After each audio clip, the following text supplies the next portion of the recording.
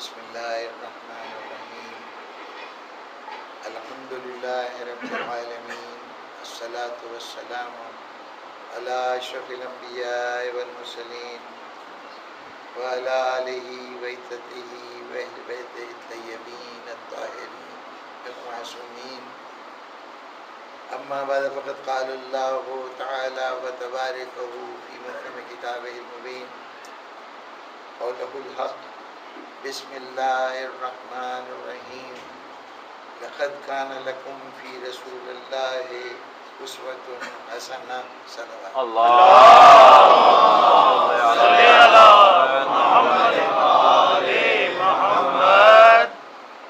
سامعین محترم، سورہ مبارکہ احزاب کی 33ویں سورہ قرآن مجید کی اس کی 26ویں آیت کہ ارشاد ہوا کہ لقد کان لکم فی رسول اللہ اسوۃ حسنہ، تمہارے لیے بہترین نمونہ عمل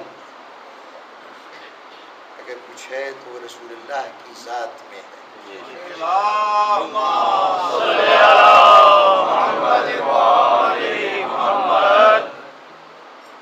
یعنی تمہیں رہنمائی کے لیے جس طرز عمل کو اپنے سامنے معیار کے طور پر، اسٹینڈرڈ کے طور پر قبول کرنا ہے، وہ کردار رسول ہے۔ ایک بنیادی سوال اس سلسلے میں، اور وہ بھی جدید اصطلاحات کے حوالے سے، کہ یہ جو ارشاد ہے کہ حضور کا طرز عمل تمہارے لیے بہترین نمونہ عمل ہے، یہ جملہ فقط ریکمنڈیٹری ہے یا مینڈیٹری ہے؟ یہ محض ایک سفارش ہے یا ہر مسلمان کے لیے واجب العمل قدرت کی طرف سے مقرر کردہ فارمولہ ہے؟ اس سوال کا جواب مختلف انداز سے مسلمانوں نے دیا۔ ایک مکتبہ فکر جو اصلاً اپنا وجود اتنا نمایاں طور پر نہیں رکھتا، ایک رویے کے طور پہ سامنے آیا کہ جنہوں نے سرے سے اسوہ رسول کی اہمیت اور ضرورت سے انکار کر دیا، وہ مکتبہ فکر تھا کہ جس نے کہا کہ ہمارے لیے تو اللہ کی کتاب کافی ہے۔ یہ جملہ کہنے والے تاریخ کی کچھ ایسی ہستیاں بھی تھیں کہ جنہیں عزت و احترام کے بڑے بلند مقام ملے، اور اس وقت بھی اور آج بھی بہت سے لوگ ان کے ارشادات، ان کے فرامین کو اپنے لیے رہنما سمجھتے ہیں، لیکن عجیب بات یہ ہے کہ سب بات ان کی کہی ہوئی مانی گئی، لیکن اس بات کو مسلمانوں نے قبول نہیں کیا۔ انفرادی طور پر کچھ لوگ ہیں جو کہیں کہ صاحب صرف قرآن مجید ہی ہماری رہنمائی کے لیے کافی ہے، ورنہ اکثر مسلمان یہ سمجھتے ہیں کہ اسوہ رسول کی کے بغیر دین مکمل نہیں ہوتا۔ دوسرا مکتبہ فکر جو اسوہ رسول کے متعلق اپنے طرز عمل کا مظاہرہ کر رہا تھا، اس نے کردار رسول کو دو حصوں میں تقسیم کر دیا، اور یہ کہا کہ کچھ اوقات ایسے ہوتے ہیں کہ جب رسول وحی الہی کی تعمیل کرتے ہوئے جو کچھ سر انجام دے رہے ہوتے ہیں وہ ارشاد خداوندی کے مطابق ہوتا ہے، اور اس وقت رسول کا عمل ہمارے لیے قابل تقلید ہے، اس کو سامنے رکھ کر ہم اپنی زندگی گزار سکتے ہیں۔ لیکن اسی رسول کا کچھ طرز عمل ایسا ہے کہ جو وہ اپنی انسانی سطح پہ، اپنی بشری سطح پہ سر انجام دیتے ہیں، اور اس سلسلے میں مسلمان آزاد ہے کہ چاہے ان کا کہنا مانے اور چاہے ان کا کہنا نہ مانے۔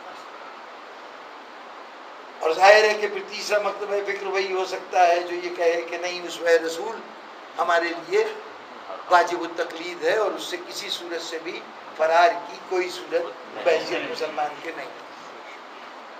اب ان تین مسالک میں سے، تین انداز میں سے، جہاں تک پہلے مسلک کا تعلق ہے کہ کوئی یہ کہے کہ سرے سے اسوہ رسول کی کوئی اہمیت نہیں، تو وہ قرآن مجید کی ان صریح آیات سے انکار کرنے کے مترادف ہوگا۔ ایک مقام پر نہیں بارہا قرآن مجید نے کہا رسول جو کچھ دے وہ لے لو، جو کچھ چھوڑ دے، جسے روک دے اسے رک جاؤ۔ کبھی ارشاد فرمایا کہ رسول جو کچھ فیصلہ کر دے اس فیصلے کو قبول کرو اور اس کے اوپر کسی قسم کی ناراضگی کا اظہار کبھی تمہیں حق حاصل نہیں ہے۔ کبھی یہ کہا گیا کہ تمہارے نفوس پر نبی کو تم سے بھی زیادہ اختیار حاصل ہے، یعنی اس کا ہر کہا ہوا کام تمہیں سر انجام دینا ہے، یہ نہیں دیکھنا کہ میرا ذاتی اس میں فائدہ ہے یا نقصان ہے۔ تو قرآن مجید کے متعدد احکامات ایک طرف اور وہ نقطہ نظر ایک طرف کہ ہمارے لیے کتاب خدا کافی ہے۔ میں نے عرض کیا کہ یہ بات ایسی تھی کہ اس کو مسلمانوں نے کسی دور میں بھی کلیتاً تسلیم نہیں کیا، اور تسلیم کرنے کے بعد پھر گزارا بھی نہیں ہو سکتا تھا مسلمان کا، اس لیے کہ اس کے لیے ممکن نہیں تھا کہ صرف قرآن سے دین کے سارے احکامات اخذ کر سکے۔ قرآن مجید کو اللہ نے نازل ہی اس انداز سے کیا تھا کہ قدم قدم پر مسلمان کو نبی کی ضرورت محسوس ہوتی رہے۔ قرآن مجید میں کتنے یہ روزمرہ کی باتیں ہیں کہ حکم نماز موجود ہے، لیکن طریقہ نماز کہاں سے سیکھو؟ جیسے رسول کو پڑھتے دیکھو اس طرح نماز پڑھو۔ صوم کا تذکرہ ہے، روزے کا تذکرہ ہے، اس کے واجب ہونے کا، فرض کیے جانے کا تذکرہ ہے، لیکن اس کے احکامات کیا ہیں، اس کے قواعد و ضوابط کیا ہیں، یہ سب کے سب طرز عمل رسول سے ہمیں معلوم ہوں گے۔ اسوہ رسول ہی ہے جو ہماری رہنمائی کرتا ہے۔ تو یہ بات در حقیقت کہنا ہی بنیادی طور پر غلط تھا کہ رسول کے حکم کی کوئی اہمیت نہیں ہے، جو کچھ ہے وہ قرآن مجید ہے۔ ابھی ہم اس نظریے پر مزید گفتگو کرتے ہیں، لیکن ایک تھوڑی سی بات ان لوگوں کے متعلق ہو جائے جو کردار رسول کو دو حصوں میں تقسیم کرتے ہیں کہ وہ رسول کبھی بشر ہوتا ہے اور کبھی نبی ہوتا ہے۔ جب نبی کہتا ہوتا ہے تو واجب التقلید ہوتا ہے، اور جب وہ بشر ہوتا ہے تو واجب التقلید نہیں ہوتا، پھر آپ آزاد ہیں، چاہے اس کا کہنا مانے چاہے اس کا کہنا نہ مانے۔ اب بظاہر اگر غور کیجئے تو یہ جملہ بذات خود اپنے اندر ایک ایسا تضاد رکھتا ہے کہ جس کا لازمی نتیجہ یہ نکلتا ہے کہ رسول کے کسی بھی عمل کی تقلید ہونی ہی نہیں چاہیے، اس لیے کہ جب رسول بحیثیت رسول کے بات کر رہا ہوتا ہے تو پہلی بات تو یہ ہے کہ اس وقت وہ احکامات الہی حاصل کر رہا ہوتا ہے اور اس پہ عمل کر رہا ہوتا ہے۔ اس وقت میں رسول کی تقلید کیسے کروں؟ یا تو مجھ پر بھی احکامات الہی کا نزول ہو اور اس کے مطابق طرز عمل اختیار کروں، وہ میں کر نہیں سکتا۔ جب وہ نبی ہے اور نبی کی حیثیت سے کچھ کہہ رہا ہے تو ازرو قرآن وہ اس حیثیت میں ہے کہ جہاں اس کی اطاعت کرنا ہم پہ واجب ہے، ہمیں اطاعت کرنی ہے، رسول کو اطاعت کروانی ہے، بحیثیت نبی کے تو کم از کم اطاعت کروانی ہے۔ اگر دو حصوں میں تقسیم کیا ہے تو اب اگر وہاں ہم تقلید کریں رسول کی تو گویا دوسرے لفظوں میں ہم بھی دنیا سے یہ تقاضا کریں کہ ہماری اطاعت کرو، یہاں پہ بھی تقلید رسول نہیں ہو سکتی۔ بحیثیت نبی وہ جو کچھ بھی کرتا ہے، بعض اوقات اسی نبی کی حیثیت سے وہ چاند کے دو ٹکڑے بھی کرتا ہے، جبرائیل سے ہم کلام بھی ہوتا ہے، معراج کی منزلیں بھی طے کرتا ہے، تو بتائیے اس میں کس عمل کی تقلید میں کر سکتا ہوں؟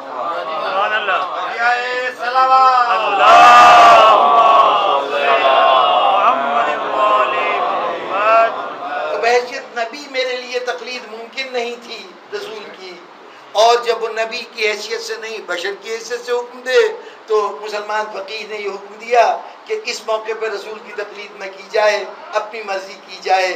اگر رسول مرضی کے مطابق بات کر رہا ہے تو تقلید کر لیں گے، وہ تقلید نہیں ہوگی، اپنی مرضی کریں گے۔ اتفاق ہے کہ رسول کی مرضی اور ہماری مرضی کہیں مل جائے۔ تو یعنی رسول اس وقت واجب وہ تقلید ہو نہیں سکتی جب وہ نبی کی حیثیت سے کردار ادا کر رہا ہو، اور اس وقت ہمیں تقلید کرنی نہیں چاہیے جب وہ بشر کی حیثیت سے حکم دے رہا ہو، تو پھر رسول سے تو مسلمان آزاد ہو گیا۔ یہ تفریق خود رسول سے بے نیاز کر دینے کی بات ہے۔ اور دوسری، اب اگر یہ بحث اپنے طور پر بڑی پرانی بحث ہے کہ وہ رسول نور ہے کہ بشر ہے، یہ ایک زمانے میں مسلمانوں میں بڑا اس مسئلے میں جھگڑا ہوا کرتا تھا، کبھی کبھی اب بھی صدائے بازگشت سنائی دے جاتی ہے، تو جواب میں یہی کہنا پڑتا ہے کہ بھائی یہ تم لوگ کس مسئلے میں الجھے ہو، رسول نور بھی ہے اور بشر بھی ہے، اس لیے کہ قرآن نے ان کو نور بھی کہا ہے اور بشر بھی کہا ہے۔ اگر کہنے لگے کہ صاحب وہ بشر تو کہا ہے، ہم نے وہ آیت تو دیکھی ہے، نور کہاں کہا ہے، تو توجہ دلائی گئی کہ قرآن کی واضح آیت موجود ہے کہ قد جاءکم من اللہ نور و کتاب مبین، اللہ کی طرف سے تمہارے پاس دو چیزیں آئی ہیں، ایک نور ہے اور ایک کتاب ہے۔ اب کتاب کو تو آپ جانتے ہیں، نور کیا ہے؟ ظاہر ہے ذات رسالت کے لیے ہے۔ اور اگر آپ یہ سمجھتے ہیں کہ یہ خطاب رسول سے کیا جا رہا ہے کہ اے رسول ہم نے تمہیں دو چیزیں عطا کی ہیں، ایک کتاب اور ایک نور، تو پھر نور رسول کے علاوہ کسی اور کو ماننا پڑے گا اور وہ آپ کے لیے اور مشکل ہو جائے گا۔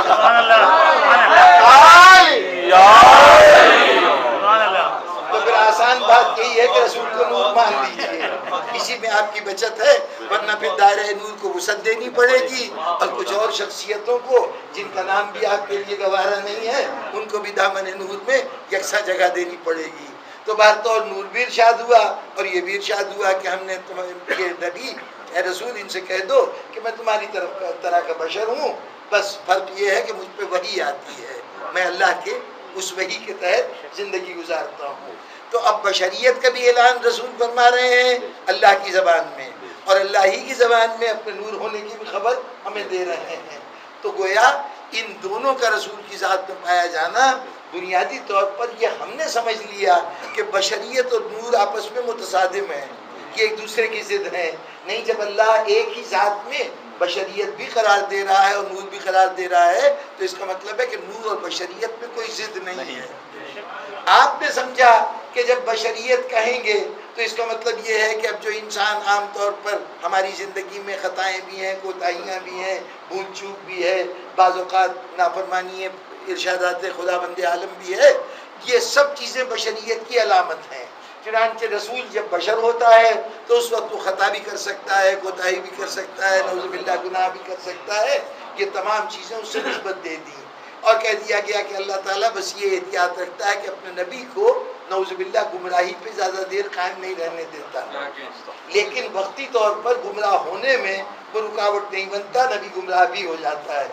یہ اس نوعیت کی باتیں بعض لوگوں نے کہیں، بزرگان محترم یہ باتیں ہمارے لیے کم از کم عقل سلیم ان باتوں کو قبول کرنے کے لیے تیار نہیں ہے، اس لیے کہ بات ذرا تفصیلی ہے لیکن بہت مختصر سے لفظوں میں عرض کروں کہ پروردگار عالم نے انسانیت کا مقصود حیات یہ قرار دیا کہ خلقت الجن والانس الا لیعبدون وما خلقت الجن والانس الا لیعبدون، ہم نے نہیں خلق کیا جنات اور انسان کو سوائے اس کے کہ وہ اللہ کی عبادت کریں۔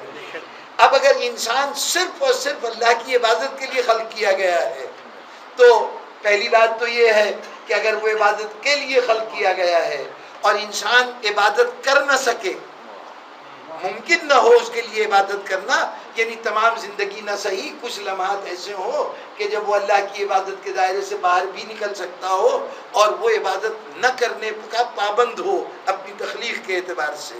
بشر ہے نا، کوتاہیاں ہو جاتی ہیں، غلطیاں ہو جاتی ہیں، جس وقت کوتاہی و غلطی ہوتی ہے اس وقت دائرہ عبادت الہی سے باہر ہو جاتا ہے، ظاہر ہے اس وقت وہ عبادت نہیں کر رہا، تو جب دائرہ عبادت الہی سے باہر ہو جاتا ہے تو یہ دائرہ عبادت الہی سے نکلنا اس کی مجبوری ہے یا اس کا اپنا غلط فیصلہ ہے، اس کے ارادے کا نتیجہ ہے یا مجبوری ہے؟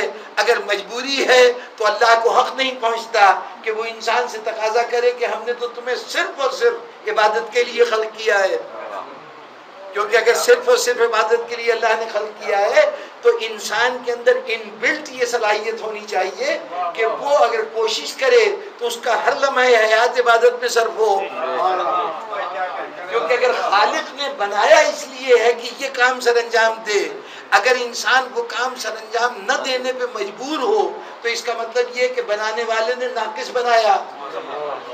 بھئی اس کرسی کو بنایا گیا تھا میرے بیٹھنے کے لیے، اگر یہ بیٹھنے کے بجائے یہ کرسی خوبصورت بھی ہو، بڑی حسین و جمیل بھی ہو، لیکن جیسے ہی کوئی بیٹھے یہ ڈھیر ہو جائے تو قصور کس کا ہے؟ مقصد تھا یہ کہ اس پہ بیٹھا جا سکے، اگر یہ مقصد پورا نہیں کرتا تو قصور بنانے والے کا ہے، کرسی کی خطا نہیں ہے۔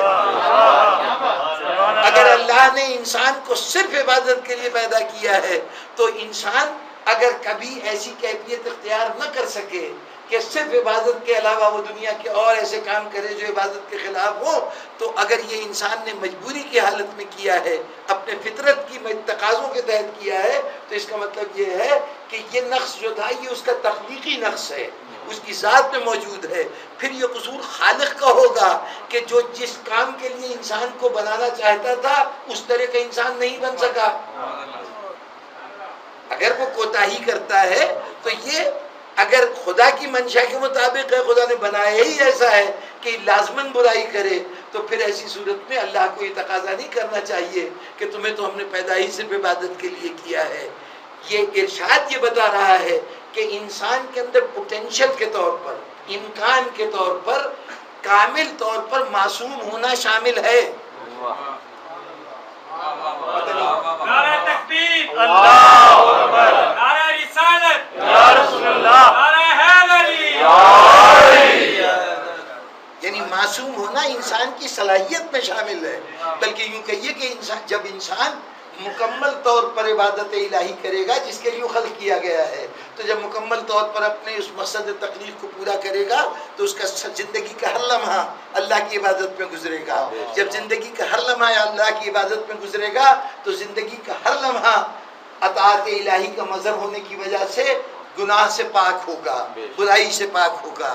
جب کسی انسان کی زندگی کے ہر لمحے میں کوئی لمحہ بھی برائی کا لمحہ نہ ہو تو پھر ایسے ہی شخص کو تو معصوم کہا جاتا ہے۔ گویا امکانی طور پر انسان کا مطمع نظر، انسان کی منزل، انسان کا نصب العین جو ہے وہ معصوم ہونا ہے۔ اسے کوشش کرنی ہے کہ برائیوں کو اپنی ذات سے دور کرتا جائے اور اس مقام پہ پہنچ جائے کہ جہاں اس سے برائی کا امکان ختم ہو جائے۔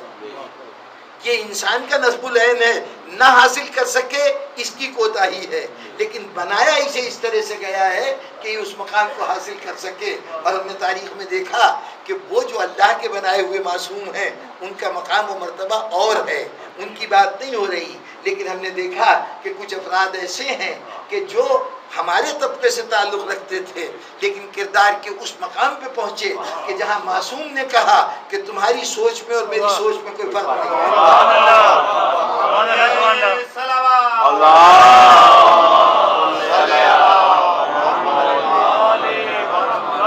اگر ایک اشارے سے بات واضح ہو سکے تو کم از کم اس رات کو یاد کیجئے جب انسانوں کا ایک گروہ تھا اور ایک معصوم کہہ رہا تھا کہ جاؤ تمہیں آزاد کرتا ہوں، اب تمہیں فیصلہ کرنا ہے۔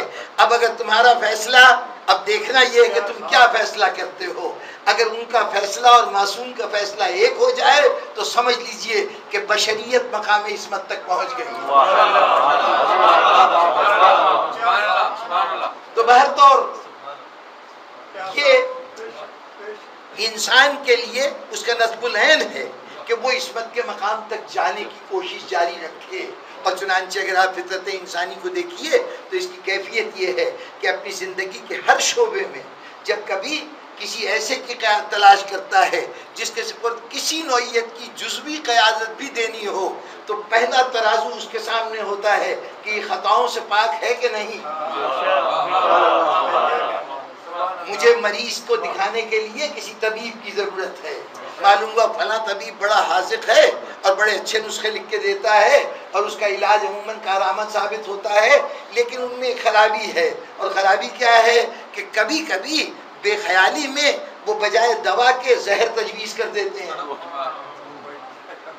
کبھی کبھی بے شعوری طور پر، لاشعوری طور پر وہ زہر تجویز کر دیتے ہیں۔ بتائیے اس کمال طب کی کو ہم معیار بنائیں گے یا اس کی اس غلطی کو سامنے رکھ کر اس سے دور رہنے کی کوشش کریں گے؟ کیا معلوم کہ وہ ایک آدمی جس کو وہ زہر تجویز کرتے ہیں وہ میرا ہی مریض ہو، تو ایسی صورت میں اس کے پاس نہیں جائیں گے۔ معلوم ہے کہ ایک وکیل بڑا اچھا وکیل ہے، بڑے عمدہ دلائل دیتا ہے، قانون کا بڑا ماہر ہے، لیکن کبھی کبھی عدالت میں کھڑا ہو کے بہک جاتا ہے اور ہوتا یہ ہے کہ بجائے اپنے موکل کے حق میں دلائل دینے کے وہ جو فریق مخالف ہوتا ہے اس کو درست ثابت کرنا شروع کر دیتا ہے۔ اب کیا ایسے وکیل سے کوئی رجوع کرے گا؟ اس کا مشورہ مانگے گا؟ ظاہر ہے جہاں غلطی کا امکان نظر آیا اس نے کہا ہمیں اس کی قیادت قبول نہیں۔ جب جزوی قیادت قبول نہیں اس کی جو اپنے اس میدان میں غیر معصوم ہو، تو بھلا بتائیے کہ جو پوری زندگی کی قیادت کرے وہاں پہ غیر معصوم کی قیادت کیسے قبول ہو سکتی ہے؟ بہرطور بشریت کا کو یہ سمجھنا کہ خطا ہو جانا اس کی صفت ہے۔ پہلی بات تو یہ ہے کہ بشریت کا خطا کرنا یہ بذات خود اس کی صفت نہیں ہے۔ اگر یہ اس کا لازمی جز ہونا تو کسی شے کی عظمت کا انحصار اس بات پہ ہوتا ہے کہ اس کی جو لازمی صفات ہیں وہ کامل ہو جائیں۔ آسمان پہ چمکنے والا سورج طلوع آفتاب کے وقت وہ کامل نہیں ہوتا، وہ غروب آفتاب کے وقت کامل نہیں ہوتا۔ آسمان پہ بادل چھائے ہوئے ہیں تو وہ کامل نہیں ہے۔ کامل کب ہے؟ جب نصف النہار پر اپنی پوری آب و تاب سے چمک رہا ہو، اپنی زیادہ سے زیادہ نور کو اور اپنی زیادہ سے زیادہ حرارت کو منتقل کر رہا ہو، یہ اس کا نقطۂ کمال ہے۔ یعنی جو اس کی ذاتی صفات تھی نا، نور دینا، حرارت دینا، جب یہ کامل ہوئی تو اس وقت ہم نے کہا یہ نقطۂ کمال ہے۔ جب صفات اس کی کامل ہوتی ہیں، جو اس کے بیسک انگریڈینٹس ہیں، وہ اجزاء جس سے وہ بنا ہے، ان صفات میں جب کمال پیدا ہوتا ہے تو ہم کہتے ہیں کہ یہ اس کی کامل ترین صورت ہے۔ اگر ایک شیر کی یہ صفت ہے کہ وہ جرأت مند ہوتا ہے، بہادر ہوتا ہے، تو ہم شیر کے ساتھ بزدلی کا تصور کسی لمحے بھی نہیں کر سکتے۔ ایک صحیح معنوں میں شیر وہی ہوگا جو سب سے زیادہ جرأت مند ہوگا۔ یعنی جہاں جس کی صفت اس کی لازمی خصوصیت قرار دی جائے، اس میں کمال پیدا ہو تو یہ اس کا نقطۂ معراج ہوتا ہے، نقطۂ کمال ہوتا ہے۔ اب اگر آپ نے کہا کہ خطا کرنا انسان کی صفت ہے، بنیادی اس کی خصوصیت ہے بشریت کی کہ وہ کوتاہی کرتا ہے، تو کامل ترین انسان وہ ہوگا جو مستقل برائی ہو۔ جہاں برائی نقطۂ کمال پہ پہنچ جائے وہ کامل ترین انسان ہوگا۔ یہی بات ہوگی نا۔ اگر یہ انسان کا بنیادی جز ہے، اگر یہ بنیادی جز ہے تو اس کے اندر کمال پیدا کرنا ہی انسان کا کمال ہوگا۔ لیکن ہم جانتے ہیں کہ ہم کسی برائی کو کمال نہیں تصور کرتے، تو انسان کا برائی سے پاک ہونا، بشریت کا برائی سے پاک ہونا ممکن بھی ہے، اور بشریت کے بنیادی اجزاء میں برائی کا دخل نہیں ہے۔ یہ تو شیطان نے تصور ظاہر کیا تھا کہ انسان کے اندر برائی کا امکان ہے، ورنہ اللہ نے تو یہ کہہ دیا تھا کہ لقد خلقنا الانسان فی احسن تقویم، ہم نے تو انسان کو بہترین اجزاء سے پیدا کیا ہے، اس کے اندر برائی کہاں سے پائی گئی؟ اگر برائی کہیں سے آ جاتی ہے تو اس کو دور کرنا اس کے دائرۂ امکان میں شامل ہے۔ تو بشریت کا بنیادی طور پر خطا سے وابستہ کرنا یہ غیر منطقی بات ہے۔ اور جس رسول کے بشریت کی بات کرتے ہیں، اس کے اعلان نبوت کے بعد وہ دور شروع ہوا نا کہ جس کو ہم نے 2 حصوں میں بانٹا کہ کبھی نبی ہوتا ہے، کبھی بشر ہوتا ہے۔ اعلان نبوت کے بعد، اعلان نبوت سے پہلے اس قاعدے کے تحت وہ کیا تھا؟ اب تو صرف بشر تھا نا۔ ولادت سے لے کے 40 سال کی عمر تک جب تک اعلان نبوت نہیں کیا ہے تو وہ جو نبی بننے کے بعد بھی اپنی بشریت سے پیچھا نہ چھڑا سکا، کبھی نبی ہوتا ہے کبھی بشر ہوتا ہے۔ تو 40 سال میں تو وہ نبی نہیں تھا آپ کے نظریے کے مطابق، میں اپنی نظریے کی بات نہیں کرتا، وہ نبی نہیں تھا اس وقت، تو صرف بشر تھا جی۔ اچھا، جب منصب نبوت پہ فائز ہوا تو اس نے پہلا خطاب کیا لوگوں کے سامنے، تو کیا کہا تھا کہ دیکھو اگر میں یہ کہوں کہ اس پہاڑ کے پیچھے ایک دشمن تم پہ حملہ کرنے والا ہے تو میری اس بات پہ یقین کرو گے؟ لوگوں نے کہا کہ ہاں ہم یقین کریں گے۔ کیوں یقین کرو گے؟ اس لیے کہ ہم نے زندگی کے کسی دور میں بھی آپ سے کبھی کوئی غلط بیانی نہیں دیکھی۔ کی بات ہو رہی ہے، ہم نے کبھی غلط بیانی نہیں دیکھی، جھوٹ نہیں دیکھا، صداقت کے علاوہ کچھ اور نہیں دیکھا۔ یہ کس دور کی بات ہو رہی ہے؟ اعلان نبوت تو آج ہو رہا ہے نا، اب اس کے بعد کبھی نبی ہوگا اور کبھی نبی نہیں ہوگا، لیکن یہ جو بات ہو رہی ہے اس دور کی ہے جب آپ کے کہنے کے مطابق نبی تھا ہی نہیں، جو یقیناً بشریت کا دور تھا۔ اس بشریت کو رسول دلیل کے طور پر پیش کر رہے ہیں اپنے نبوت کی۔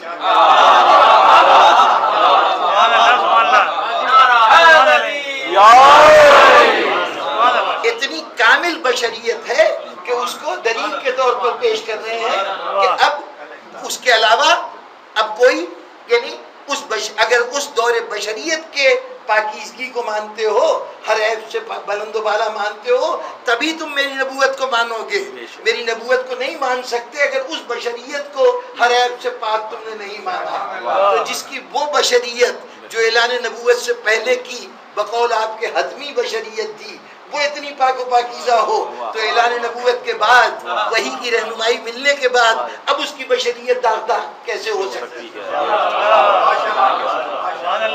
اور پھر جب رسول نے یہ ارشاد فرما دیا کہ جب یہ کہہ دیا کہ اللہ نے یہ کہہ دیا کہ رسول کا طرز عمل تمہارے لیے بہترین نمونہ عمل ہے، تو اب یہاں استثناء نہیں ہے کہ کس طرز عمل میں رسول کی تقلید کی جائے، کس میں نہ تقلید کی جائے۔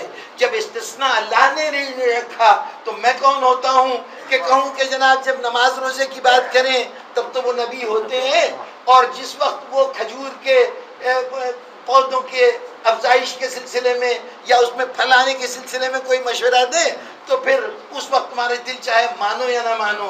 جناب والا یہ لائن آپ نے کھینچی کیسے؟ کہاں سے آپ کو پتہ چلا کہ یہ معاملہ دین کا ہے، یہ معاملہ دنیا کا ہے؟ کون سی تفریق ہے؟ بڑا ایک مرحلہ بعض لوگوں نے یہاں تک کہہ دیا کہ جناب دیکھیے اگر بشر نہیں تھے تو یہ واقعات آپ نے سنے کہ نواسے آتے تھے، آپ نماز کے دوران مشغول ہوتے تھے، نواسے پشت پہ سوار ہو جاتے تھے، وہ نماز کو طول دے دیا کرتے تھے۔ اب یہ تو بشریت کا نتیجہ ہے نا کہ اپنے نواسوں کے لیے اپنی نماز کو طول دے دیا جائے۔ بھائی نماز کا مرحلہ تو کم از کم نبوت کا مرحلہ سمجھو۔ اگر نبی اپنی عبادت کے دوران میں بھی بشر تھا تو پھر اب نبوت کا مرحلہ کون سا رہ گیا؟ اگر عبادت کے دوران بھی وہ مقام بشریت پہ ہے تو پھر اس کا مرحلہ کون سا رہ گیا؟ تو اس لیے یہ یعنی بجائے اس کے کہ اس کا نتیجہ یہ نکالا جائے کہ بچے کا دوران نماز آ جانا اور نماز میں نمازی کے پشت پر سوار ہو جانا، اس پر بھی شریعت کو کوئی اعتراض نہیں ہے۔ اگر نبی کی نماز اس سے متاثر نہیں ہوتی تو نتیجہ یہ نکالنا چاہیے کہ بچہ اگر مسجد کے اندر کوئی حرکت کر بیٹھتا ہے، کوئی آ جاتا ہے تو اس پہ ناک بھونگ نہ چڑھایا جائے۔ جب رسول برداشت کر سکتا ہے تو تم کیوں نہیں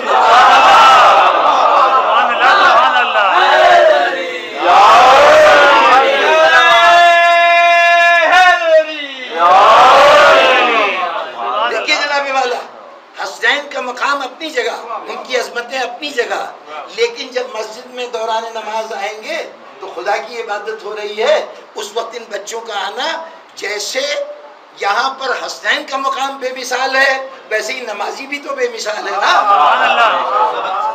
اگر اس بے مثال نمازی کی بے مثال نماز میں ان بے مثال نونہالوں کی وجہ سے کوئی فرق نہیں پڑتا تو ہم جو ناقص نمازی ہیں اپنی ناقص نماز میں اپنی ناقص اولاد کی وجہ سے کوئی تھوڑا سا خلل پیدا ہو جائے تو اس سے ہمیں پریشان نہیں ہونا چاہیے۔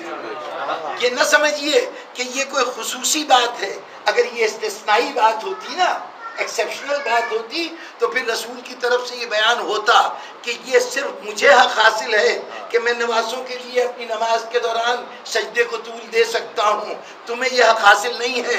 لیکن رسول کی طرف سے کوئی ایسا بیان نہیں آیا، کوئی بیان نہیں آیا، تو اس کا مطلب یہ ہے کہ یہ صلاحیت ہم میں ہونی چاہیے۔ در حقیقت ہمیں یہ سمجھنا چاہیے کہ رسول یہ جو کچھ کر رہے ہیں یہ نواسوں کی دلجوئی نہیں ہے، بلکہ آنے والی انسانیت کی نسلوں کو اپنے بچوں کی اہمیت سے آگاہ کرنا ہے۔ یہ تمہارے نسل کی اہمیت کا معاملہ ہے کہ اگر مسجد میں وہ آ کر تمہاری اس عبادت میں تمہارے خضوع و خشوع کو نہیں دیکھیں گے تو کل ان سے بھی توقع نہ رکھنا کہ وہ دوران نماز توجہ دے سکیں۔ آج اگر اپنی نماز کو تم ان کی خاطر طول دیتے ہو، دیکھو توڑو نہیں، کوئی ایسا عمل نہ کرو جو منافی نماز ہو، لیکن ہم نے نماز میں بہت سی گنجائشیں رکھی اس لیے ہے کہ اگر ضرورت پیش آئے تو طول دے دو، بچے کے جذبات کا خیال کرو۔ بہرطور یہ بشریت اور نبوت میں ذات رسالت کو تقسیم کرنا بڑی لمبی تفصیلی بحث ہے، بہت سی باتیں کہی جا سکتی ہیں، لیکن اب آگے بڑھ کر نتیجے سے قریب تک ہو جاؤں کہ یہ جو کہا جا رہا ہے کہ رسول کا اسوہ تمہارے لیے بہترین نمونہ عمل ہے، یہ جملے کا صحیح اطلاق کیا ہے، اس کا مفہوم کیا ہے؟ رسول کا طرز عمل ہمارے لیے بہترین نمونہ عمل، بہترین نمونہ عمل کا کیا مطلب ہے؟ ہم نے جو کہا کہ قرآن کافی ہے تو یہ سمجھے کہ قرآن کے اندر جتنا جو کچھ قوانین موجود ہیں وہی قوانین ہماری رہنمائی کا ذریعہ ہیں۔ ذرا ایک عقلی بات آپ کے سامنے گوش گزار کروں کہ جو قرآن ہے یہ الفاظ کا مجموعہ ہے نا، لفظوں کی صورت میں ہے نا، اور لفظ بھی عربی زبان کے ایک مخصوص زبان کے الفاظ ہیں۔ ان الفاظ میں جو جو کچھ کہا جا رہا ہے، اگر فرض کیجئے کہ قرآن مجید میں یہ کہا گیا کہ ہم نے پانی کے ذریعے سے حیات دی، تو اب جب ماں کا لفظ استعمال ہوا، پانی کا لفظ استعمال ہوا، تو اس پانی کا جب لفظ استعمال ہوا تو کیا وہاں پانی آپ کو نظر آتا ہے؟ جی، یہ جو ماں ہے، یا اردو میں زیادہ آسان رہے گا، جب میں لفظ پانی کہتا ہوں تو اس پانی میں بتائیے کیا روانی ہے، کیا بہنے کی صلاحیت ہے، کیا پیاس بجھانے کی صلاحیت ہے؟ نہیں، آپ کہیں گے کہ یہ پانی تو نام ہے اس چیز کا جو یہ جگ میں موجود ہے، گلاس میں موجود ہے، ندی نالوں تالابوں میں موجود ہے، اس کا نام ہے پانی۔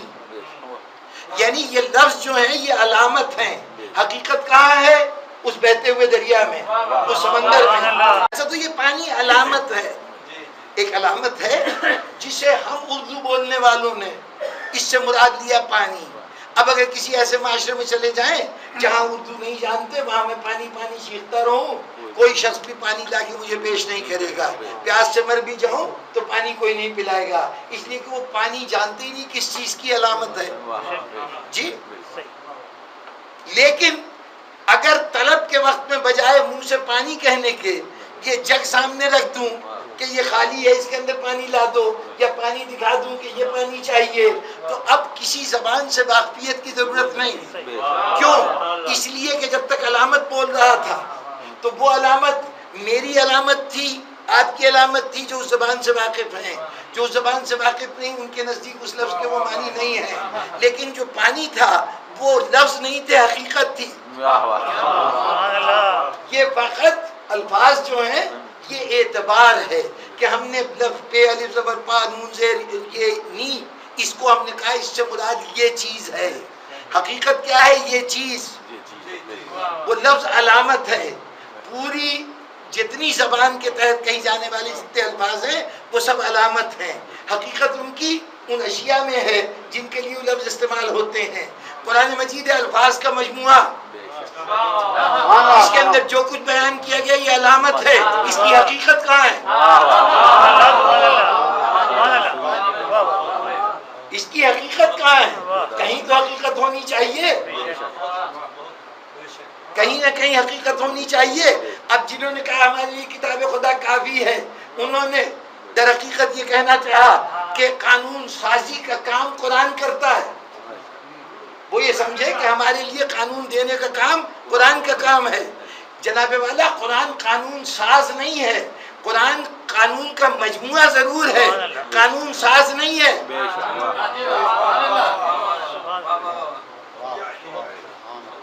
یہ قانون بنتا کیسے؟ یہ جتنے قوانین بنتے ہیں یہ کیسے بنتے ہیں؟ ہوتا یہ ہے کہ کسی جگہ ایک ایسا عمل کیا جاتا ہے جس عمل سے معاشرے کو فائدہ پہنچتا ہے۔ اب جب تک فائدہ پہنچ رہا ہے وہ عمل جاری و ساری ہے۔ کوئی شخص آتا ہے اس قانون اس عمل کو توڑ دیتا ہے، پہلے جو عمل ہو رہا تھا اس کو توڑ دیتا ہے، اس توڑنے سے معاشرے کو نقصان ہوتا ہے۔ جب نقصان ہوتا ہے تو اب یہ کہا جاتا ہے کہ اس کا یہ جو رد عمل ہے، جو اس نے توڑا ہے قانون کو، اس نے معاشرے کی ایک قدر کو توڑا ہے، ایک ویلیو کو توڑا ہے۔ بھائی یہ جتنے بھی قانون ہیں یہ کس لیے ہیں؟ یہ خیر کے اصول کے لیے ہیں، نیکی کے اصول کے لیے ہیں، بھلائی کے اصول کے لیے ہیں، امن و سکون کے اصول کے لیے ہیں۔ ذرا یہ چیزیں مجھے دکھائیے تو صحیح، معاشرے میں ہیں کہاں؟ بھلائی کہاں ہے؟ امن کہاں ہے؟ خیر کہاں ہے؟ حسن کہاں ہے؟ جب کبھی میں پوچھوں گا حسن کہاں ہے تو گھوم پھر کے کہیں نہ کہیں کوئی حسین تلاش کریں گے آپ کہیں گے یہ ہے حسن۔ بتائیے اور کوئی طریقہ ہے؟ مجھے بتائیے حسن کیا ہے؟ سقراط بیچارہ یہ سوال کرتا کرتا ساری زندگی گزار گیا، اس کے عہد کے فلسفی اس کو نہیں سمجھا سکے کہ حسن کیا ہے۔ وہ کہتا تھا کہ حسن کوئی سالڈ چیز ہے، کوئی کنکریٹ چیز ہے، ٹھوس چیز ہے۔ معلوم ہے یہ تو صرف ایک تصور ہے. اس تصور کی حقیقت کہاں ہے؟ اس تصور کی حقیقت افراد کے چہروں میں ہے، قدرت کی بنائی ہوئی اس فضا میں ہے، اس ماحول میں ہے. کسی پھول کو آپ نے سامنے کہا یہ دیکھو یہ حسن کی ایک صورت ہے. کسی چہرے کو آپ نے سامنے کیا کہا دیکھو حسن کی ایک صورت یہ ہے. کسی موسم کی خوشگواری کو آپ نے سامنے کیا کہا دیکھو حسن کی ایک صورت یہ ہے. یہ صورتیں آتی گئیں، حسن کی شکل بنتی گئی. ورنہ حسن اپنے طور پر کوئی نہ شکل رکھتا ہے نہ صورت رکھتا ہے. آپ نے کہا یہ نیکی ہے، کہاں ہے نیکی؟ کتنے ہاتھ ہیں نیکی کے، کتنے پیر ہیں، کتنی آنکھ ناک کان ہیں؟ نہیں. پھر آپ نے کہا دیکھو فلاں نے یہ کام کیا نا، وہ شخص مصیبت میں تھا، اس کی شخص نے جا کے مدد کی، یہ مدد کرنا نیکی ہے. فلاں آدمی تکلیف اٹھا رہا تھا، اس نے اس تکلیف کے ازالے کا اہتمام کر دیا، یہ نیکی ہے. فلاں آدمی کو حاجت تھی، اس نے جا کے کچھ رقم دے دی، ضرورت پوری کر دی، یہ نیکی ہے. فلاں بیمار بیماری میں تڑپ رہا تھا، اس نے جا کے عیادت کر لی، حال پوچھ لیا، یہ نیکی ہے. نیکی کہاں مل رہی ہے؟ کہیں کسی بازار میں نہیں، کسی دکان پہ نہیں، لوگوں کے اعمال میں نیکی مل رہی ہے. جتنی قدریں ہیں جن کو ویلیوز کہا جاتا ہے، ذرا مشکل لفظ ہے، معذرت چاہتا ہوں، لیکن اس تیزی میں اسی طرح سے بات ادا ہو سکتی ہے. جتنی معاشرے میں اچھی قدریں ہیں، وہ قدریں در حقیقت کسی کا عمل ہے، کسی نہ کسی کا طرز عمل ہے، تب وہ اچھائی کی قدریں ہیں.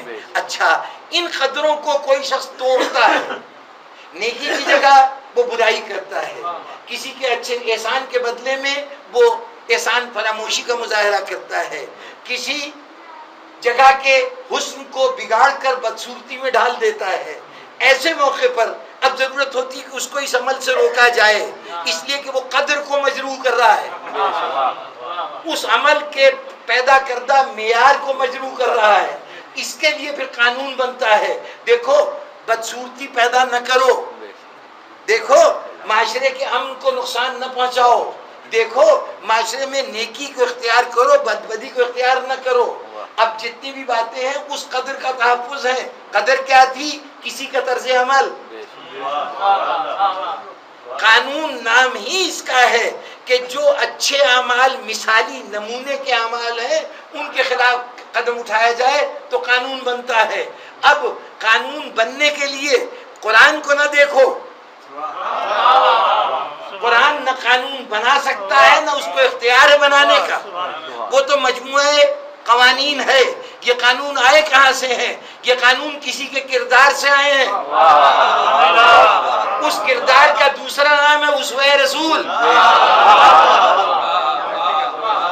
جملے کی اہمیت کو پوری طرح سے غور فرمائیے کہ یہ جو کہا گیا کہ رسول کے اسوہ تمہارے لیے بہترین اسوہ ہے، اس کا یہ مطلب نہیں کہ تمہارے سامنے ایک نمونہ عمل ہے اس جیسا عمل اختیار کرو. جی نہیں، یہ نمونہ عمل صرف اس اعتبار سے نہیں کہ اس جیسا عمل چاہو تو کر لو، نہیں، بلکہ یہ نمونہ عمل ہی قانون ہے.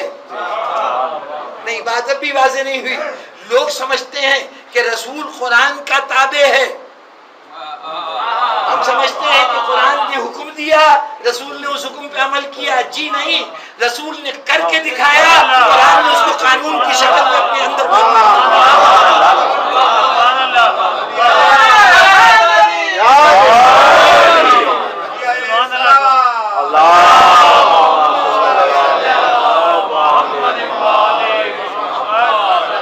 واضح ہوئی کہ رسول قانون ہے، رسول قانون ساز ہے، اس کی زندگی کا ہر عمل ایک قانون ہے. جب یہ کہا گیا اس کا اسوہ بہترین اسوہ ہے تو گویا یہ کہ زندگی کے سارے قانون تمہیں طرز عمل رسول سے ملیں گے. جو رسول کرتا جائے وہی قانون بنتا جائے گا، وہ کسی قانون کی اطاعت کا محتاج نہیں ہے، اس کا ہر طرز عمل قانون ہے. اور یہیں پر پہنچ کر ایک اہم نتیجہ کہ جس نے یہ کہا تھا کہ قرآن کتاب خدا ہم پہ کافی ہے، اس نے قانون کو قانون ساز سے برتر سمجھا تھا. یاد رکھیے کہ قانون کبھی قانون ساز سے بڑھ کر نہیں ہو سکتا، اس لیے کہ قانون تعبیر کا محتاج ہے، اور یہ تعبیر قانون ساز بتائے گا، کسی اور کو حق حاصل نہیں. اس وقت کے لوگ جنہوں نے حسبنا کتاب اللہ کا نعرہ لگایا تھا، وہ یہ نعرہ لگا کر در حقیقت قانونی عملیت قائم کرنا چاہتے تھے. یہ چاہتے تھے کہ قرآن کو اپنے ہاتھ میں لے لیں گے, پھر جو تعبیر ہم کریں گے وہ تعبیر سند ہوگی. اسی لیے رسول نے کہا قرآن خالی دیا تو پھر تم اسے کھلونا بنا لو گے, اپنی خواہشات کے تابع کر لو گے. اس لیے قرآن کے ساتھ ایک اور شرط لگائی. نہیں, بات واضح نہیں ہوئی, ذرا تھوڑی سی وضاحت کر دوں. ابھی عرض کیا نا کہ لفظ پانی کہوں تو اس وقت تک بے معنی ہے جب تک اس سے ذہن میں اس پانی کا تصور نہ آئے. جی, جب تک اس حقیقت کا تصور نہ آئے. یہ حقیقت کیا ہے؟ یہ اس لفظ کے معنی ہے, پانی کے معنی ہے, جس کا یعنی جب تک وہ معنی سامنے نہ ہو تو یہ لفظ صرف ایک آواز ہے. میں آپ کے سامنے کسی اجنبی زبان کا مجھے نہیں معلوم کہ چائنیز زبان میں کیا کہتے ہیں پانی کو, ورنہ میں وہ کہتا تو آپ میں سے بیشتر اس سے نہ واقف ہوتے. آپ اس لفظ سے کبھی نہیں سمجھ سکتے کہ اس سے مراد پانی ہے. جی, لفظ کے معنی اگر معلوم نہ ہو تو لفظ محض آواز ہے اور کچھ نہیں. قرآن کے معنی معلوم نہ ہو تو قرآن محض آواز ہے اور کچھ نہیں. غور فرمائیے نا, آخر ماشاءاللہ سے اتنی خوبصورت تلاوتیں آپ حضرات سنتے رہتے ہیں. کبھی قاری کی آواز اچھی لگتی ہے, کبھی اس کے پڑھنے کا لحن اچھا لگتا ہے, کبھی وہ اگر راگوں میں اور سروں و تالوں کو سامنے رکھ کے پڑھے تو وہ راگ اچھے لگیں گے. لیکن قرآن جو بات کہہ رہا ہے کیا اس تک ہم پہنچے؟ نہیں پہنچے, اس لیے کہ معنی ہمارے سامنے نہیں ہے, صرف الفاظ ہے نا. تو اس کی آواز سن رہے ہیں, آواز اچھی ہے تو اچھی لگ رہی ہے, اور ورنہ کوئی اگر ایسا پڑھنے والا ہے کہ جو خوشگلو نہیں ہے, جس کا پڑھنا بڑا ناگوار گزرتا ہے, تو یہی قرآن جو ہے وہ ناگواری کا باعث بھی ہو سکتا ہے. بہت سی اذانیں ایسی ہوتی ہیں نا کہ کان پھاڑ دینے والی صدائیں, کہ بجائے حی علی الصلاۃ پر نماز کی طرف جانے کے مسجد سے دور ہونے کی خواہش پیدا ہوتی ہے. تو اس میں قصور اذان کا نہیں ہے, اس آواز کا ہے جو اس کے گلے سے نکل رہی ہے.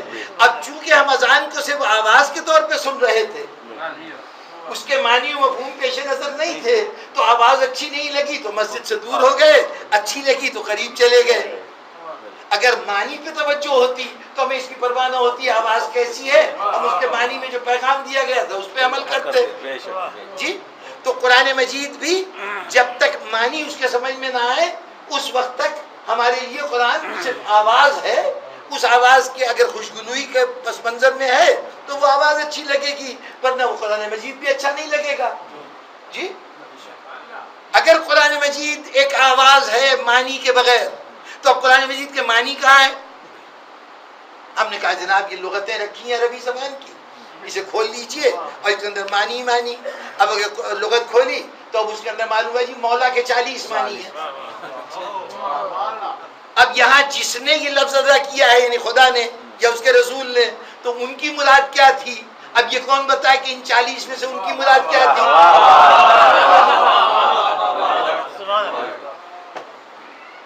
قائل کوئی اور, کہنے والا کوئی اور.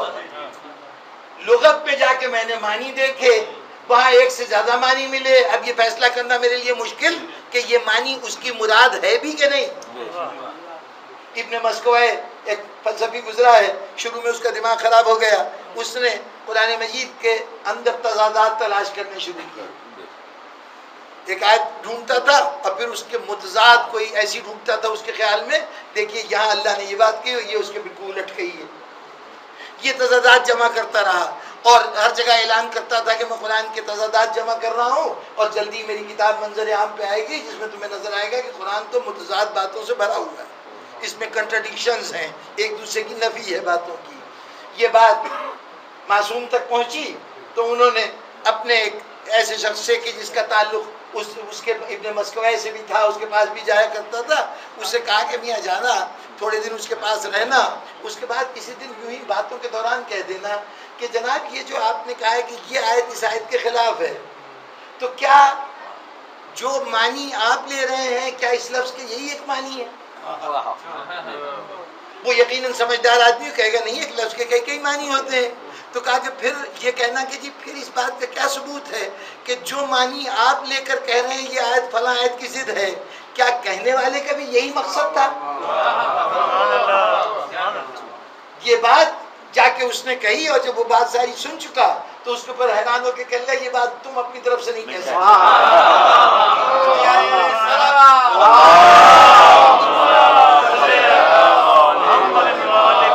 اور جب بات کے اصل ماخذ کا پتہ چلا، اس نے جتنی محنت کی تھی وہ سب کو نظر آتش کر دیا کہ یقیناً اب میں نہیں جانتا کہ اللہ نے کس لفظ کو کن معنی میں استعمال کیا ہے، میں کون ہوتا ہوں اللہ کے لفظ کو اپنے معنی دینے والا۔ تو ایک عربی دان عربی جانتے سمجھتے ہوئے بھی یہ دعویٰ نہیں کر سکتا کہ میں جس لفظ کے جو معنی لے رہا ہوں وہی اللہ کا مقصود ہے۔ تو اللہ کا مقصود کیسے پتہ چلے؟ جس نے یہ قرآن نازل کیا ہے وہی وہ ڈکشنری فراہم کرے، وہی بتائے نا کہ اس لفظ کے یہ معنی ہے، وہ ڈکشنری دینا اس کا کام ہے۔ تو خدا نے جب یہ الفاظ نازل کیے تو کہا ہاں ڈکشنری اس کے ساتھ ہے، اس کا نام رسول ہے۔ یہاں لفظ دیکھتے جانا، رسول کے کردار میں اسوہ میں وہ معنی دیکھتے جانا۔ اور جب یہی بات رسول نے کہی تو انہوں نے کہا انی تارکم فیکم الثقلین کتاب اللہ اہل بیتی اطرتی، دیکھو میں دو چیزیں چھوڑے جا رہا ہوں، ایک اللہ کی کتاب ہے لیکن یہ کتاب تمہاری سمجھ میں نہیں آئے گی، ڈکشنری ضروری ہے، ڈکشنری کا نام اہل بیت ہے۔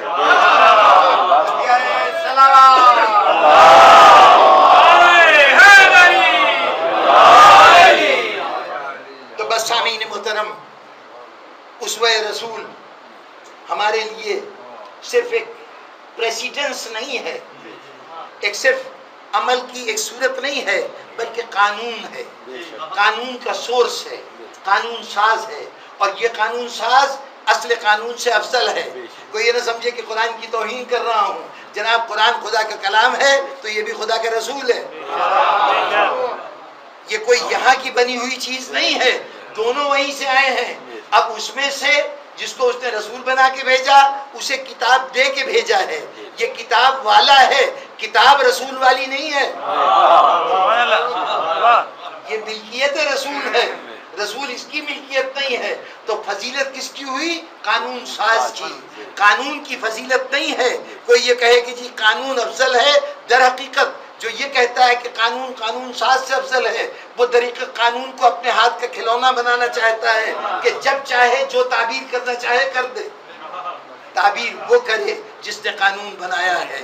یہی وہ مسئلہ تھا جو یزید چاہتا تھا، یزید چاہتا تھا کہ خدا کا قانون ہو، تعبیر وہ کرے، اور حسین کہہ رہا تھا یہ تعبیر کا اختیار تمہیں نہیں مل سکتا۔ یہی بات تھی۔ آپ نے غور کیا کبھی کہ یہ جو حسین سے مطالبہ بیعت ہے اس کے پیچھے بنیادی یزید کا مسئلہ کیا ہے؟ کیا ایک آدمی کا انکار بیعت کرنا یزید کے اقتدار میں کسی کمی کا باعث ہو سکتا تھا؟ آج کے معاشرے میں، اس ترقی یافتہ معاشرے میں 51% آدمی کسی کو سربراہ مملکت قرار دیں اور 49% آدمی اس سے انکار کریں تو 49% آدمیوں کا انکار بھی اس کو منصب اقتدار سے محروم نہیں کرتا۔ یہ 1-2% کا اضافہ بھی اکثریت کو اقلیت میں نہیں بدلتا، ان کا فیصلہ ہی نافذ العمل ہوگا۔ آخر ایک حسین پورے مسلم معاشرے میں جس کی کوئی فیصد بنتی ہی نہیں، اگر پوری مسلم آبادی کے مقابلے میں حسین کی فیصد نکالیے تو پتہ نہیں کتنے اعشاریہ کے بعد زیرو لگانے پڑیں گے تب کہیں حسین کی باری آئے گی۔ ارے بھائی اگر 1,00,000 کی بھی حیثیت ہو پورے مسلمانوں کی تو اس میں سوچئے کتنے زیرو لگانے پڑیں گے، 5-6 زیرو کے بعد پھر ایک آئے گا، تب حسین کے اس ووٹ کے یزید کے خلاف ہونے کا کوئی ذکر ہو سکے گا۔ بھلا بتائیے کہ اتنی معمولی مقدار مخالفت کی یزید کو کیوں قبول نہیں؟ کیا پریشانی ہے یزید کو؟ اس لیے کہ یزید یہ نہیں دیکھ رہا کہ یہ فرد ایک ہے، وہ وزن کر رہا ہے کہ اس کے انکار کی حیثیت کیا ہے۔ وہ چاہتا ہے کہ وہ قانون کو اپنی منشا کے مطابق جو چاہے اس کی تعبیر کرے۔ اگر قرآن میں کچھ لکھا ہوا ہے، وہ یہ کوئی مشکل بات نہیں ہے کہ قرآن کے حلال کو لفظوں کے ہیر پھیر سے حرام کر دیا جائے، حرام کو حلال کر دیا جائے۔ دیکھیے مسلمانوں میں اتنے فرقے بنے ہیں، سبھی قرآن کے حوالے دیتے ہیں، سبھی قرآن کو دلیل کے طور پر پیش کرتے ہیں۔ اس کا مطلب ہے کہ قرآن اگر اپنے حقیقی معنی بتانے والوں سے کٹ جائے تو پھر سوائے گمراہی کے وہ ہدایت نہیں دے سکتا۔ بتائیے، یہ جو تفریق ہے، یہ جو تقسیم ہے، اسی قرآن سے ہی حاصل کر رہے ہیں نا۔ تو خدا کا یہ کلام کیا ہمیں تفریق پیدا کرنے کے لیے آیا تھا؟ کیا ہمیں اختلاف پیدا کرنے کے لیے آیا تھا؟ نہیں، یہ صرف یہ بات تھی کہ ہم نے قرآن کو اس کے اصل وارثوں سے الگ کر دیا۔ اب اس کے بعد یہ بات اگر کسی نے ماضی میں کہی تھی کہ ہمارے لیے کتاب خدا کافی ہے، اسوہ رسول درکار نہیں، یعنی ہمیں صرف قانون چاہیے، قانون ساز نہیں، اس کی بات نہیں سنیں گے، یہ کل بھی غلط تھی، آج بھی کوئی کہتا ہے تو غلط ہے۔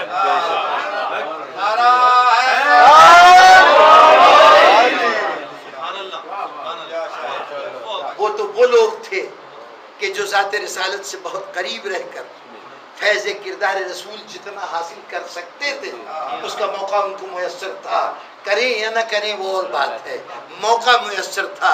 آج کے انسان کو تو ایسا موقع بھی میسر نہیں۔ آج کوئی انسان اتنا اپنے آپ کو پاکیزہ سمجھنے لگے کہ وہ یہ چاہے کہ وہ جو تعبیر کرے قانون کی وہ اس کو حق حاصل ہو، حتیٰ کہ قانون بنانے والوں کو بھی اختیار نہ ہو۔ تو جب اس وقت ایسے کسی کردار کا ہمارے سامنے طرز عمل یہ نظر آئے کہ اس کو کچھ ظلم تو بالکل نظر نہیں آتے اور کچھ معمولی باتیں بھی بہت سنگین مسئلہ بن جاتی ہیں، تو ہم سمجھتے ہیں کہ یہ ایک نگاہ سے معاشرے کو نہیں دیکھتا، جو قانون کی ابتدائی منزل پر پورے معاشرے کو ایک نظر سے نہیں دیکھ سکتا، وہ پھر انصاف کہاں سے فراہم کرے گا؟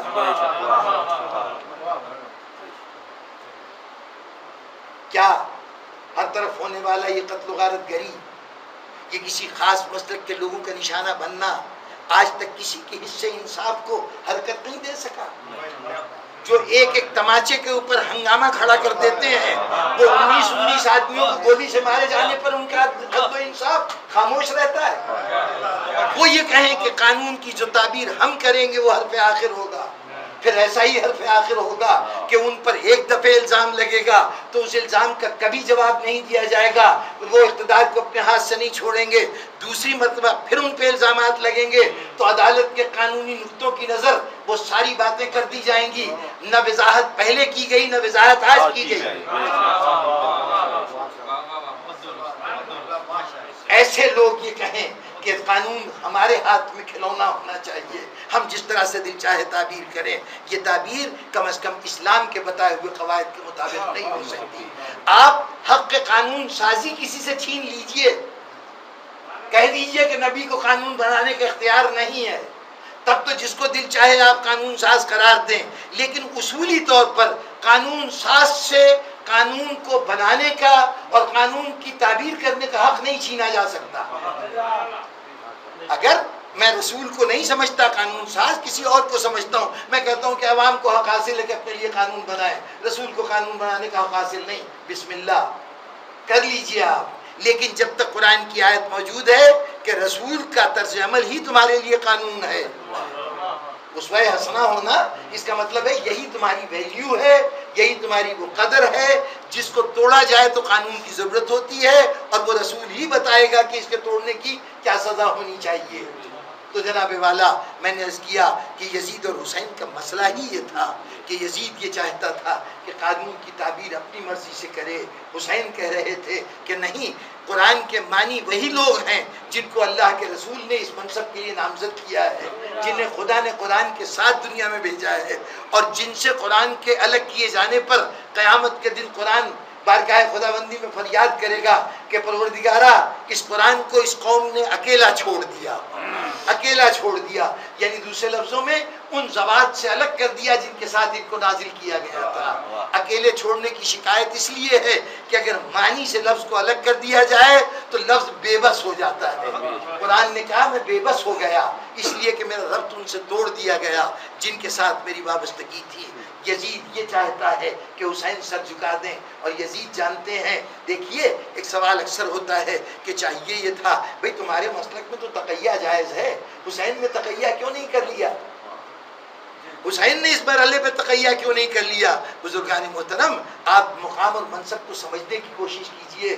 میں اگر کوئی غلط کام کروں گا، خلاف شریعت کوئی کام کروں گا تو یہ میرا فعل ہوگا، یہ میرا فعل ہوگا، لیکن وہ شخصیتیں کہ جن کا طرز عمل ہی قانون ہے، میں تو مصلحت کے تحت باطل سے سمجھوتے کرتا رہوں، میں وقتی طور پر اپنے خیر کو چھپا لوں اور باطل کا لبادہ اوڑھ لوں، اس کو زیادہ سے زیادہ یہی نتیجہ نکلے گا نا کہ یہ شخص گمراہ ہو گیا، یہ شخص خطا کار ہے، دین کو کوئی حرف نہیں آئے گا۔ لیکن اگر حسین مصلحتوں سے کام لیتے ہوئے باطل سے مصالحت کر لیں تو اس کا مطلب یہ ہے کہ یہاں پر قانون خود بک گیا۔ حسین کا طرز آپ نے غور فرمایا، علی ابن ابی طالب کے لیے اس سیاست سے سمجھوتا کرنا کیوں ممکن نہیں تھا؟ جس سیاست سے لوگ اس سے پہلے سمجھوتا کرتے آئے، جنہوں نے اپنے سیاسی مقاصد کے لیے پورے شام کو ایک خاندان کے حوالے کر دیا، مرکز میں حکومتیں بدلتی رہیں لیکن شام کی حکومت نہیں بدلی۔ ابتدائے بعد رسول، ابتدائے خلافت سے جو لوگ وہاں کے حکمران ہوئے وہی حضرت علی کے دور تک حکمران رہے۔ علی آتے ہی پہلے دن ان کو معزول کر رہے ہیں، بڑے بڑے صحابہ آ کے کہہ رہے ہیں کہ علی تھوڑی دیر کے لیے خاموش ہو جائیے، کیا حرج ہے؟ چند دن کے بعد جب اقتدار مستحکم ہو جائے گا تو اس وقت جس کو دل چاہیے گا عہدے سے ہٹا دیجیے گا، ابھی ان کے عہدے سے اتفاق کر لیں۔ لیکن علی جانتے ہیں کہ پوری دنیا سمجھوتے کر سکتی ہے، قانون کبھی باطل سے سمجھوتا نہیں کر سکتا۔ ایک لمحے کا سمجھوتا قانون بن جائے گا، اس لیے ایک لمحے کے لیے بھی باطل سے کمپرومائز نہیں ہو سکتا۔ وہ علی کا کردار ہے۔ تقیہ ہم کر سکتے ہیں، امام اس مقام پر تقیہ نہیں کر سکتا کہ جہاں ذرا سے بھی اشتباہ ہو کہ اس نے باطل سے سمجھوتا کر لیا، کیونکہ یہ قانونی مجبوری ہے، امام کی قانونی مجبوری ہے کہ وہ چونکہ خود قانون ہے تو کہیں قانون کی تعبیر غلط نہ ہو جائے، قانون کو غلط نہیں ہونے دینا، یہ اس کردار کا نتیجہ ہے۔ تو حسین کے پیش نظر بھی یہی مسئلہ ہے۔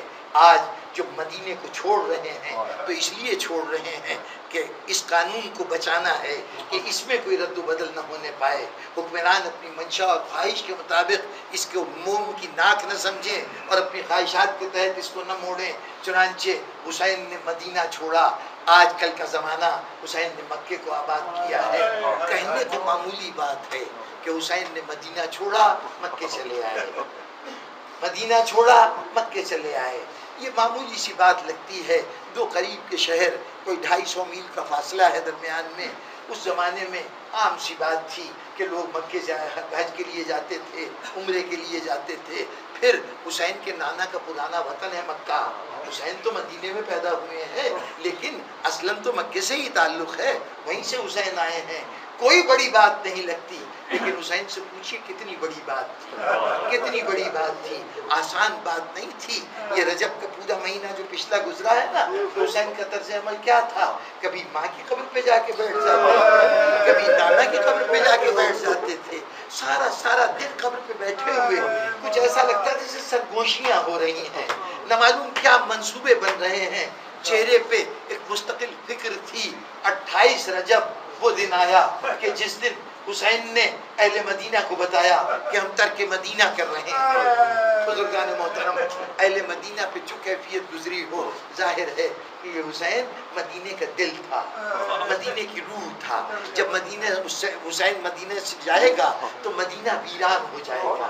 ہر اہل مدینہ سمجھ رہا ہے کہ حسین چلے گئے تو مدینہ ویران ہو جائے گا۔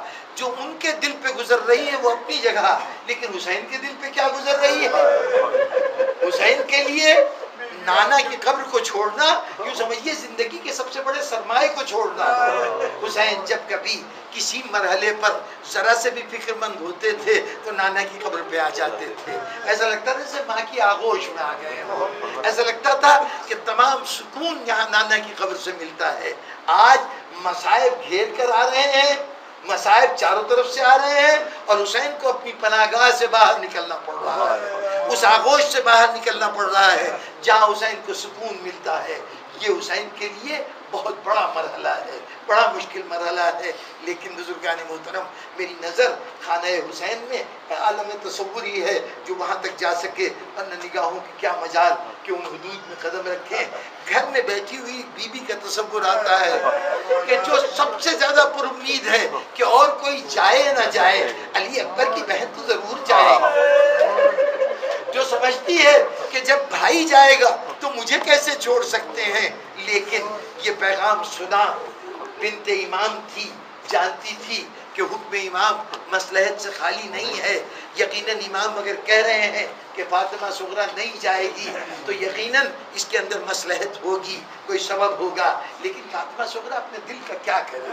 دل تو بہت صورت بے چین ہے، حسرت بھری نظروں سے اب زبان سے شکایت نہیں کر سکتی۔ امام زادی ہے، اس کا اپنا ایک مقام مرتبہ ہے، امام کے حکم پر شکایت کرے یہ مجال نہیں ہے۔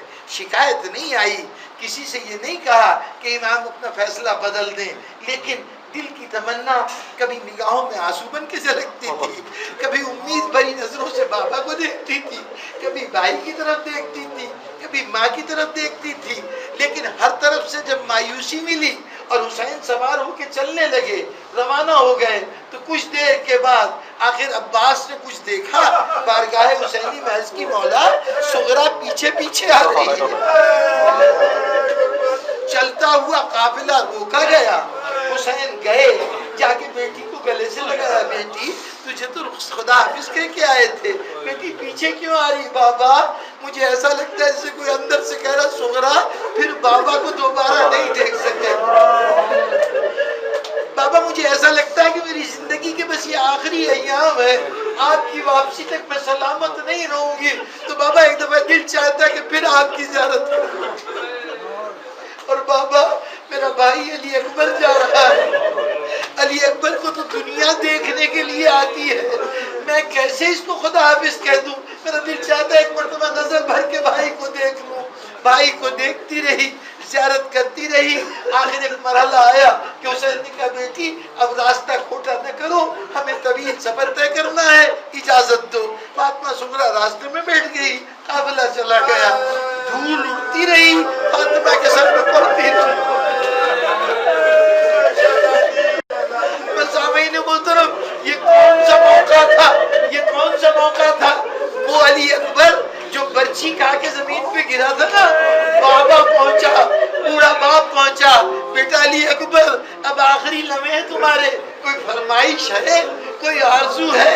جانتا تھا کہ اختیارات امامت کے استعمال کی منزل نہیں ہے، معجزات کی منزل نہیں ہے، اگر پانی مانگوں تو حسین پانی پلا سکتا ہے، لیکن یہ تقاضائے صبر کے خلاف ہوگا، اس لیے پیاسا ہوتے ہوئے پانی کی فرمائش نہیں کی، کہا تو یہ کہا بابا کیا ایسا ممکن ہے کہ میں بہن سے ملنے کا وعدہ کر کے آیا تھا، ایک مرتبہ بہن کی زیارت ہو جائے۔ اشارہ امامت ہوا، زمین مدینہ بلند ہوئی، علی اکبر نے کیا دیکھا کہ صغریٰ زمین پہ بیٹھی لکیریں گھس رہی ہے، بھائی 5 مہینے سے زیادہ ہو گئے، نہ تمہارا پیغام آیا، نہ تمہارا کوئی خط آیا، صغریٰ کب تک تمہارا انتظار کرے؟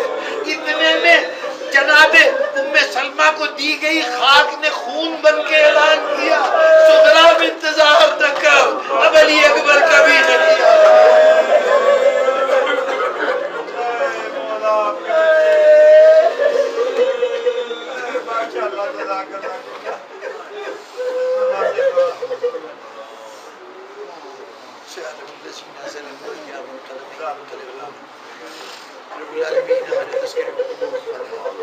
ہمارے گناہ صغیر و کبیرہ صراط مستقیم پر صراط حاضرین کی تمام حاجتوں کو پورا فرما، یا اللہ ان کے تمام مرحومین کی مغفرت فرما۔ جناب اظہار رضوی صاحب جن کے ایصال ثواب کے لیے اس مجلس کا انعقاد ہوا، رب العالمین وہ تیری بارگاہ میں ہیں، جب تک زندہ رہے تیرے رحم و کرم سے سرفراز بھی ہوتے رہے اور ہمیشہ تیری بارگاہ میں تیری رحمتوں کے متمنی کے طور پر دامن پھیلائے رہے۔